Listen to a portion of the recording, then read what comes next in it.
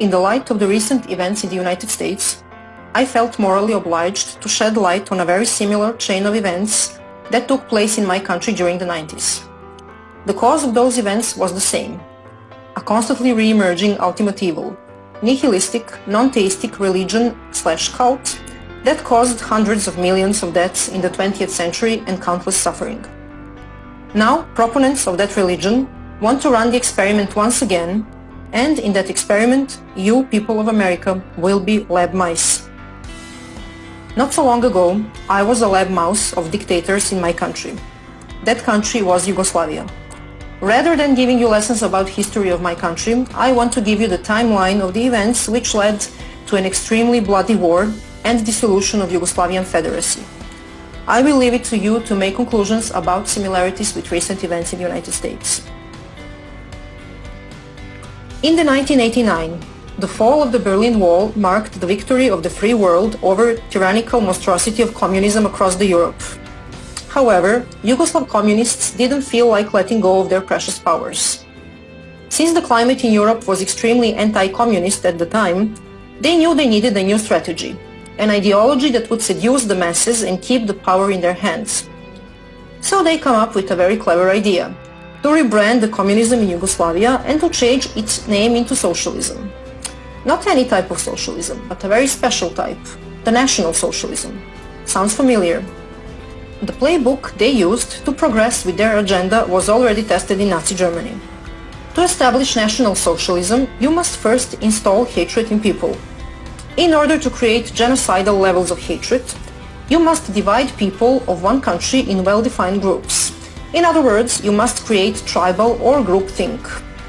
This can be achieved in different ways. You can divide people by ethnicity, by race, by religion. You can let your imagination go wild. Since Yugoslavs were white and practically indistinguishable among themselves, the only card they could play was the religion card. Yugoslavia was very mixed religion-wise, and we had Orthodox Christian Serbs, Catholic Croats and Slovenes, and Muslim Bosnians. A perfect starting position. In the next phase, you must start making such social policies so terrible that will inevitably lead to the countless individual disadvantages. When the consequences of such government policies become obvious, you must start claiming that the cause of those inequalities is nothing but discrimination and hatred of one group towards another, and naturally, you must start screaming that those inequalities must be corrected by favoring the oppressed, discriminated group over the oppressor group. Enter national quotas for hiring. Now just replace national with race or women. Once the groups are formed and well-defined, it's needless to say that all the mainstream media in Yugoslavia were government-controlled and were fueling the narrative about mutual discrimination and hatred relentlessly. The growing fear and feeling of insecurity destroyed relationships, marriages, friendships. As fear of discrimination and hostility among groups were growing, people started retreating and isolating within their own groups because they didn't feel safe anymore with the individuals of the other group. All of a sudden, staged and very well organized mass protests started all over the country. Protests against the oppression and killing of one group by another. At first, those protests were peaceful, but soon enough, rioting and burning started. Now that you have the attention of the public, you need sparks. What is a spark? A spark is a convenient event of murdering of a random member of one group by a hateful member of another. And you usually need more than one of those. At this point, people were still not completely divided. There were still reasonable people left, those who understood we are all one nation under God, and that we will not kill each other under any circumstances. They went out protesting together, singing for peace and holding their hands. But the hunger for the absolute power of socialists was stronger than our love for each other. And shootings and attacks at protesters continued. In the next phase, the tipping point with no return was reached. People started erecting barricades at the entrance of their cities, their neighborhoods, even on highways and roads. Barricades were guarded with armed civilians. Each and every attempt of the law enforcement to remove barricades and to de-escalate the situation was in vain, since they would be ambushed and killed. peace couldn't be restored anymore, because headlines, photos and videos of dead people propagated through mass media became too explicit and horrifying. Even those hardcore idealists who believed in one nation under God, peace and love, snapped under the pressure.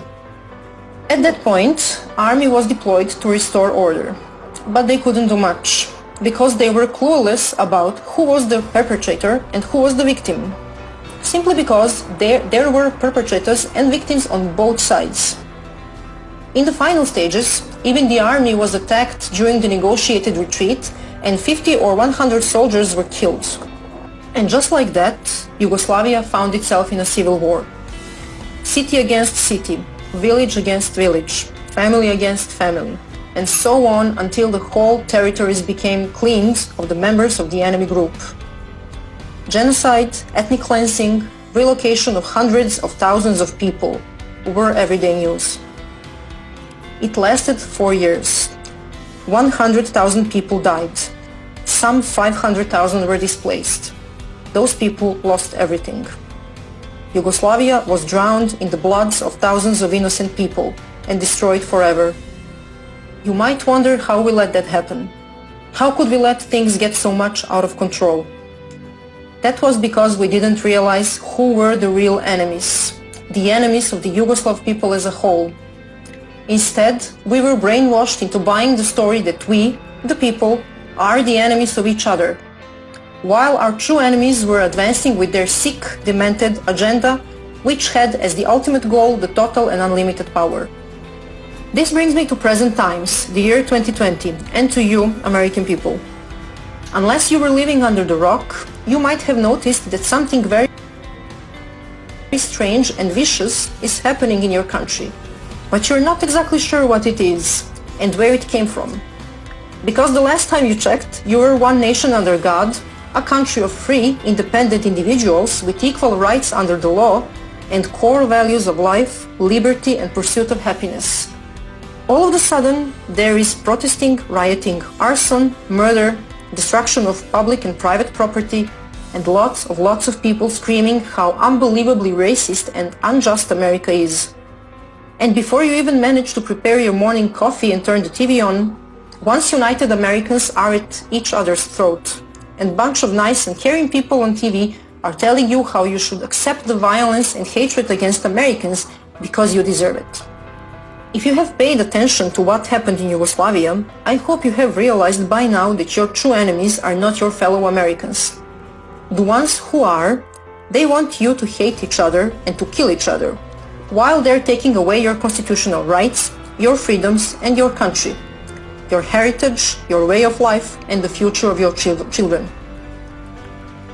Although it is more than obvious that there are very well organized groups used as tools to install and amplify hate and to create division between Americans, there are only metastases which have spread through once healthy America. Of course, there are violent terrorist organizations and they must be removed as well. But the main cancer that is killing America, the one where all this mayhem is coming from, is somewhere else. The real and extremely dangerous enemies of American people are the elected officials in your government, in your states, in your courts. Representatives, governors, mayors, judges. The ones who are pulling the ropes. The ones who hate America and American people so much that would even sacrifice the life and prosperity of their own children just to see it burn to the ground and American blood spilled. Those are really sick, demented, ideologically possessed people, and they are in high positions in the government. They are governing your states, your cities, and making decisions in your courts. You know very well who they are. You know very well what they already did to once beautiful and prosperous American states and cities. They are resentful, power and bloodthirsty. They want you and your children suffering in misery and begging them for mercy. They won't stop, no matter how much you try to appease them. Unless you, American people, stop them. You're maybe thinking this is not possible. But think again. How many of them tyrants are out there? And how many of you decent American people? What makes them think they can do whatever they want with you? That they can play you for a fool over and over again? And that they're invincible? What makes them think they're gods? morally and intellectually superior compared to you, freedom-loving Americans. Yes, you guessed it. The fact that they managed to get away with it every single time. They faced no pushback and not a single consequence for their crimes against American people. The time has come for them to pay for their treason. How you should act? First thing that you must do, stop caring whether you've been called a racist, a white supremacist, a selfish person who wants to spread the C-1984, or whatever nice name they have for you. This irrational fear of stigma, a phobia of being called a racist, has way more destructive implications than you can even imagine. Stop caring whether you'll offend anyone. Number of people offended by you practicing your First Amendment rights is directly proportional to how successful you are in that. Which means, the more offended, the merrier. Stop attempting to have a fact or logic-based rational conversation. Stop explaining yourself. It's useless. You're wasting your precious time and energy.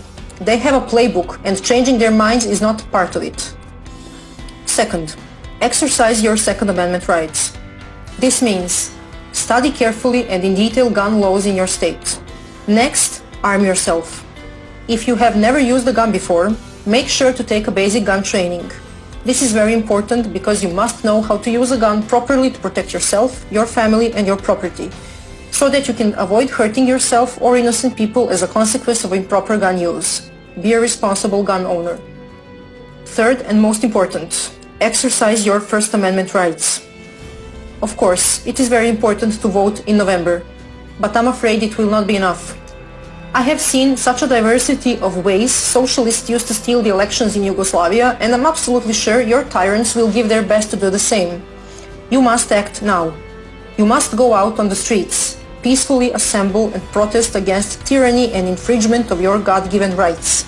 Millions and millions of you decent American people, you must have your voices heard. You must send a very loud and a very clear message to the elected officials in the federal government and in your states that enough is enough, and that you want them to take action now against tyranny. Remind them why you voted for them and why they are elected. Remind them of their sacred duty to protect the vision of founding fathers of the United States of America. Tell them you want your constitutional rights defended and protected. Tell them you want your history preserved. Tell them you want to be able to freely exercise your rights to free speech, to be able to freely and openly show the love for your country, to be able to proudly put American flag in front of your house, and to openly show your pride of your heritage, your culture, and your nation. Tell them you stand proudly with American law enforcement and that you got their back in the same way you want them to have yours. Tell them you want to be treated as grown-up individuals who can make their own decisions. Tell them that there is no place for socialism in America. Tell them you want the traitors of American people out of their offices and out of government. Tell them you want them charged and prosecuted for treason and crimes against humanity. And that if they are not removed from the government and from their offices, that you, freedom-loving Americans, will unleash all your anger on tyrants and you will remove them yourself. It is your constitutional obligation to protect the legacy of founding fathers and to fight against any form of tyrannical government which infringes upon your constitutional rights. Never forget why you celebrate the Independence Day. Don't be afraid whether you will get attacked for exercising your First Amendment rights. You certainly will be. If that happens, defend yourself. Remember, self-defense is not violence, no matter what they tell you and what they accuse you of. President Trump is on your side, and on the side of liberty. Because if he weren't, they wouldn't try this hard to sabotage him in every way possible, to make a nightmare out of his life and his presidency, and to remove him from the office. He is in their way of them getting what they want. But he cannot fight this battle alone. He is having a very hard time right now defending your freedoms. That's why you must show him you stand tall and proud with him, united in a fight against tyranny, against hate and violence, and against the ultimate evil of socialism. You must show your open and unlimited support to his vision of draining the swamp and protecting the law and order and freedoms of American people. You must understand that, besides being a gatekeeper of free America, President Trump is also a gatekeeper of the free world. This means that if we, free people of the world, lose America, we will lose the world as well. You must not make the same mistakes us Yugoslavs made, because the only casualties of our mistakes were ourselves. This is different because now the future of the whole free world is in your hands. Having all that said, I hope you will go out on 4th of July in tens of millions and celebrate Independence Day with your president as you should, as free Americans. God bless President Trump, and God bless America.